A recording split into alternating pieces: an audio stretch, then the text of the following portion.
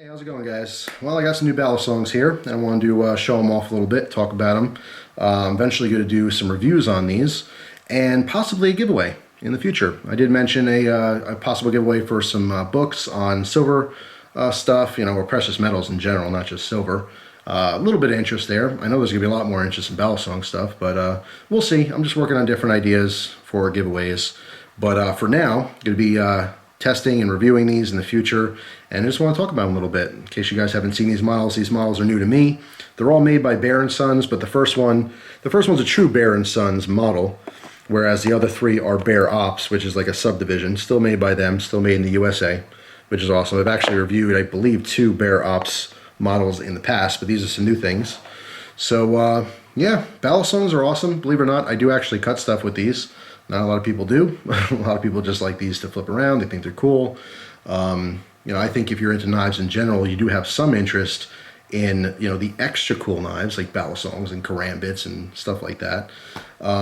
They're just a lot of fun to flip around. If you can do so safely, you learn how to, manipulate them properly, or you're not cutting yourself every 5 seconds. They are actually a lot of fun, but ultimately they're an awesome knife design. It's really, really unfortunate that there's so many laws against these, so many places, not just abroad in other countries, but even in the US.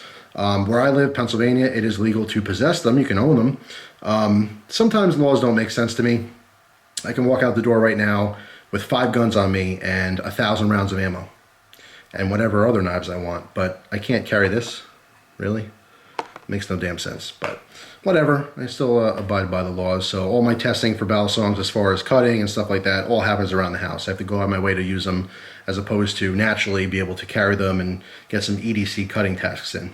But anyway, regardless of the laws, they're amazing knives. And I do really wish in the future laws are kind of loosened up a little bit to allow these more places, because these are far less dangerous and used way less in crime, okay, than just your average kitchen knives, which everyone has. So anyway, my point is, if you're a knife enthusiast, you're probably not going out and hurting people randomly. I've never in my entire life heard of any serial killer, rapist, mass murderer, or even gang member who was a knife enthusiast. Even like crazy serial killers, they may like use knives to hurt people and mutilate them and cut them up and eat them, wear their skin, whatnot. But they're not really concerned with the blade steel or the build quality or who made it. I mean, am I right? Anyway, this video is not about that kind of stuff. Let's talk about the Balisongs, right? That's why you clicked on the video. So the first model here is what they call the Silver Vein Damascus, okay? It's a model 114D. This is a 5-inch version of this knife, okay? 5 inches being the closed length. Silver Vein is a pattern that's been around for a very long time. Okay, when I first got into knives, way back when, there was a lot of different Balisongs with this type of a pattern. It's kind of a speckled pattern called Silver Vein because the main color in the background is silver with the black speckling on top. This comes in a variety of colors from all different, Chinese manufacturers and different companies and stuff. But I remember way back in the day when Bear & Sons was making this kind of stuff. So this is nothing new. This happens to be just the Damascus version of it. You can see this one has 2016 on the blade, which is nice. I've never seen any kind of date stamps on Bear & Sons knives before. So that's pretty cool for, collecting purposes or just curiosity, I suppose. So that's the first one. All right, the first model here, the first Bear Ops model, is a B-410 AP. Okay, they're calling this the armor piercing, and that's literally just because it has the Tanto blade on there. That goes way back. Considering this the armor piercing model. Anyway, so this one's 5 3/8 inches in the open position. All these are nice and smooth. Perhaps I'll do another flipping video in the future. I know a lot of people are jonesing for more flipping videos. But I like the style of handle here, skeletonized handle, very nice. And I don't always gravitate towards a Tanto blade. Vast majority of the time, I'm going to go for like a buoy or even like a drop point or something similar. Spear point, like you see in the background here. But I was curious. I've seen tons and tons of the Tanto versions before. Never had one, so I want to try one out. So we'll talk about that more in the future. The last two here are the same. They're just 2 different colorations. This is the all black. This one is a B500 A1 BKB. but you don't really need to know that. If you want to look this one up, it is the Balisongs 4, all right, Roman numeral 4, all right, and this is the black on the black. Even though it is all black, it does have a, you know, a gray latch, which this one also has. But, yeah, I mean, I would have liked to see that be black. That was a little bit of a surprise, but no big deal. What's interesting about this is it's basically double ground, all right, but it's only sharpened on one side. All right, and then flipping it, the downside so far, I mean, I really like the way it looks, but this is a fine edge here. It's not sharpened at all, but when you're doing ricochets and stuff, it's starting to, you know, bite my fingers and chew me up a little bit. But I do like the little slot down the middle. Kind of reminds me of, you know, an old OTF, like the Dalton Cupid or something similar. But pretty cool design. I like it. You see still some packing oil on that. I just pulled these out of the original package, which I got today, I don't know, a couple hours ago. But so far in flipping these, I like them all. I really am gravitating toward this just because it has a little bit extra heft. I just love the traditional, you know, design of it. But these are also cool. I'll talk more in the future as I actually use them, have lots of use on them, and actually start cutting with them and so forth. But these are really flashy. This blade style, obviously, when you're cutting into things, you're gonna get all kinds of, you know, material getting caught in there, and drag, and all that kind of stuff. So it's not, certainly not gonna be the best cutting, you know, blade shape as far as performance goes, but 99% of you out there aren't using these to cut stuff, and like I said, because of laws, a lot of you aren't carrying them either. The vast majority of people are just flipping this for fun. So I shouldn't make that big of a difference, but I will, of course, use these and talk more about that if you are concerned with its, you know, edge performance and so forth.